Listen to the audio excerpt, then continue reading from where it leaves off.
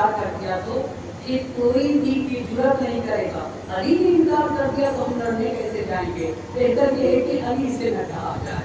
بہتر یہ ہے کہ کیوں بھائی صاحب علی اتنا حق خون نہیں بہا سکتے, علی نہ حق خون نہیں بہا سکتے.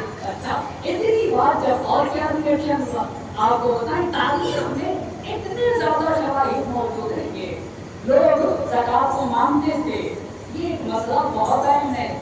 حکومت نے جس نے بھی حکومت کی مخالفت کی, حکومت نے فوراً کہہ دیا کہ مرتد, حکومت نے فوراً کر دیا کہ یہ کافر, اور کافر کہہ کے گلے کاٹ, کافر کہہ کے گلے کاٹ کے ایک مسئلہ ارتداد نبی کی رحلت کے بعد ایک بہت بڑا مسئلہ ہے, ایک بہت بڑا مسئلہ. اب آئیے یہی تو کل قبیلہ یمامہ کے کچھ لوگ, صرف اس کے اوپر دو تین باتیں آپ کے ذکر کرنا چاہوں گا. قبیلہ یمامہ کے کچھ لوگوں نے یہ کہا کہ بھائی جس انسان کو قرآن اور سنت نے زکوٰۃ لینے کی اتھارٹی نہ دی ہو, ہم کیسے اس کو زکوٰۃ دیں گے؟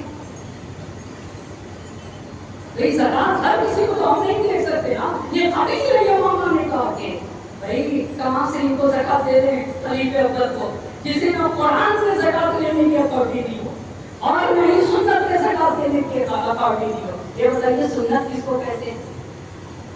ایک سال بعد پڑھتے پر محمد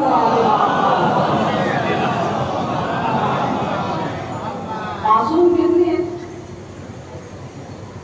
رسول 313, بڑے رسول 5, آسمانی کتابیں 4 اور کربلا کے شہید 72. آپ کے لیے میں اپنے لیے پڑھتا ہوں. اور معصوم کہتے ہیں, معصوم کہتے ہیں 14 ہیں. پہلے معصوم رسول خدا, شہزادی دو عالم, امیر المؤمنین, امام حسن, امام حسین, امام زین العابدین, امام باقر, امام صادق, امام قاسم, امام رضا, امام تقی, امام نقی, امام حسن عسکری اور حضرت حجت اجل اللہ تعریف کر رہا تھا سنت کی. سنت کس کو کہتے ہیں؟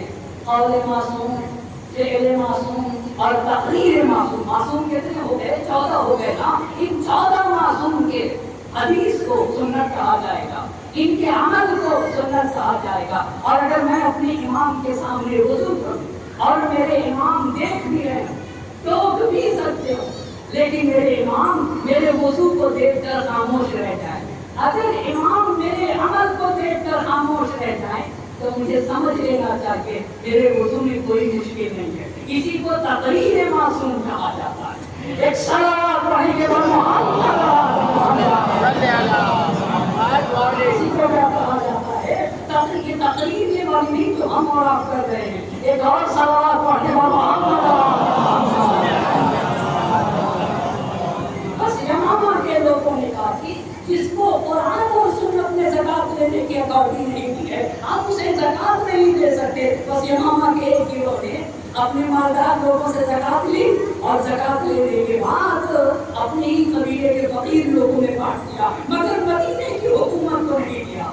ابن کثیر اپنی کتاب البدایہ والنہایہ میں, کتابوں کا بھی حوالہ اس لیے دے رہا ہوں کہ یہ مجلس ریکارڈ ہوتی ہے نا, اور دوسرے لوگ بھی سنتے ہیں تاکہ ان تک یہ بات پہنچے اور ہمارے درمیان بھی ایک علمی گفتگو کرنے کا ماحول بنے. ہم نے اپنی مجلسوں کی قدردانی نہ کی, ہم نے اپنی قوم کی قدردانی نہ کی, ہم نے فرش ادا کی جیسے قدردانی کرنا چاہتے نہیں کیا. آپ کو پتا ہے 1 گھنٹے کی اسپیچ کے لیے ایک خطیب کو کتنے گھنٹے پڑھنا چاہتے؟ اگر مجھ سے پوچھیے گا نا تو سال بھر کی تیاری تو الگ, کم سے کم 25 سے 30 گھنٹے پڑھنے چاہیے تاکہ آگے وہ 1 گھنٹے کی صحیح اسپیچ دے سکے اور پھر اپنی امت کے اور اپنے قوم, سماج اور معاشرے کے وقت کو ضائع نہ کر سکے.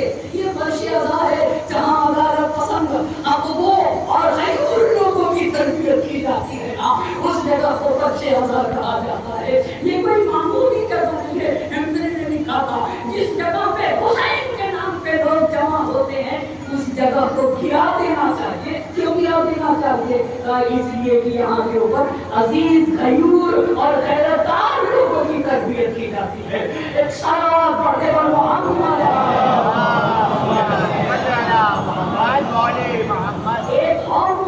ایک اور مولد جہاں کے اوپر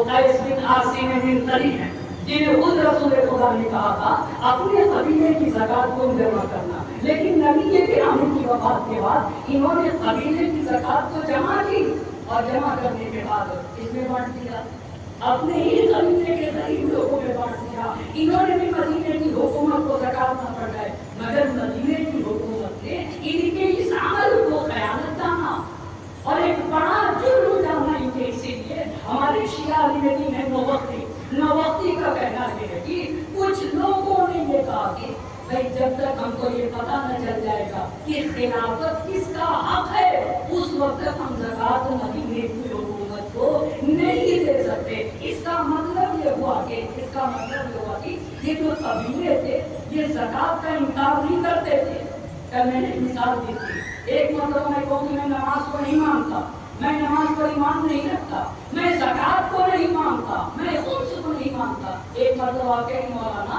میں زکات پر ایمان رکھتا ہوں، مولانا میں خمس پر ایمان رکھتا ہوں، لیکن آپ کو اس لائق نہیں سمجھتا کہ اپنا خمس آپ کو دے دو۔ دونوں میں الگ بات ہے نا۔ اگر میں کہوں زکات پر ایمان نہیں رکھتا سب کافی، لیکن اگر کہوں کہ زکات کو مانتا ہوں پر آپ کو اس لائق نہیں مانتا کہ اپنی زکات آپ کو دے دوں۔ ایک صلوات پڑھ کے بولو محمد تو یہ بتاتی یہ جتنی مخالفتیں تھی یہ کس بنیاد کے اوپر تھی؟ یہ لوگ زکات کو مانتے تھے، کس چیز کو نہیں مانتے تھے؟ حکومت کو نہیں مانتے تھے۔ کہا اگر رسول کے اہل بیت آتے تو جیسے رسول کو ہم زکات دیتے تھے ان کے اہل بیت کو زکات دیتے۔ ایک صلوات پڑھتے بولو محمد یہ سارے ریئیکشن مدینے کے باہر میں، مولانا مدینے کے اندر کا ریئیکشن بتائیے رسول پاک کی رحلت کے بعد۔ آپ کو پتا ہے خزرج کے قبیلے سے جس نے سقیفہ میں سب سے پہلے جا کر یہ کہا کہ میں حاکم ہوں، اس کا نام کیا؟ مدینے میں کتنے قبیلے تھے؟ 2 قبیلے تھے نا، ایک قبیلے کا نام ہے اوس اور دوسرے قبیلے کا نام کیا ہے؟ خزرج۔ اتنا کہوں گا کہ ہم سب کو یاد ہو جائے گا۔ ایک اور سلوات پڑھتے محمد۔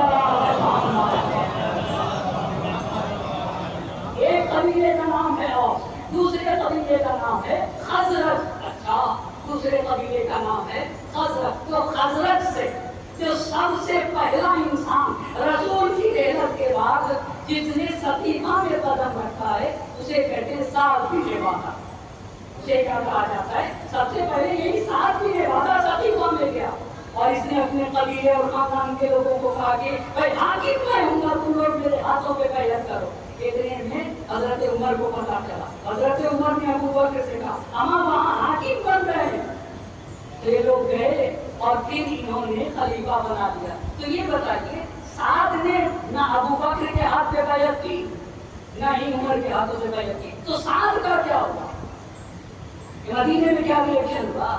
سعد بن عبادہ نے نہ ابو بکر کے ہاتھوں پہ بیعت کی نہ عمر کے ہاتھوں پہ بیعت کی، تو ان کا کیا ہوا؟ جب وہ عمر خلیفہ بنے تو ایک دن سعد گھوڑے پر بیٹھے اور ادھر سے عمر آ رہے تھے، راستے میں دونوں کے گھوڑے قریب ہو گئے تو عمر نے کہا ہاں سعد، تو انہوں نے کہا ہاں عمر، یہ الفاظ ہے ہاں سعد، انہوں نے کہا ہاں عمر۔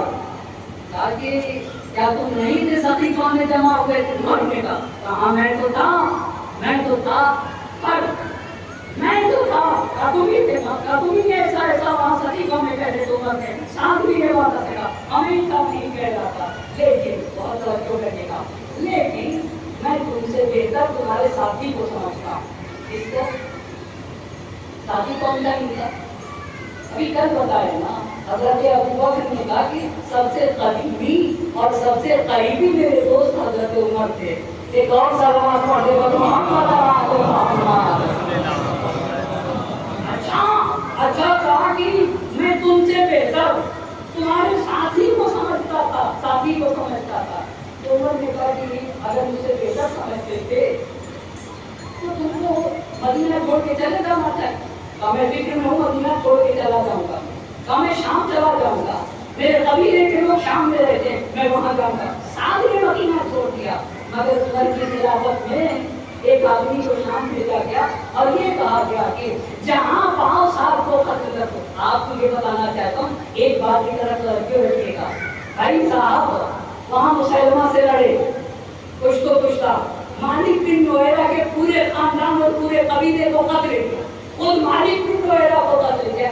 اتنا انہوں نے قریشی کی ہے کہ قریشی نہیں کر رہے تھے کہ اپنی حکومت کی بنیاد کو مضبوط کر رہے تھے، بہت توجہ کریے گا، اتنا خوف تاریخ تھا مدینے میں بھی، مدینے سے باہر بھی خوف تاریخ کیا کہ کوئی بول نہ سکے ان کے خلاف اور کوئی اپنی زبان کھول نہ سکے۔ اچھا، 7 دن کے بعد شام چلا گیا، دوسری حکومت نے ایک آدمی کو شام میں بھیجا اور کہا جہاں بھی 7 دن کے بعد ملے وہاں ان کو قتل کر دینا، لہٰذا 7 دن کے بعد کو تیر سے مار کے قتل کیا گیا۔ حوالین میں شام میں ایک جگہ ہے، حوالین وہاں قتل کیا گیا، اور قتل کا بہانہ کیا بنایا گیا شام میں، کہا کہ چونکہ 7 کھڑے ہو کر پیشاب کرتے تھے،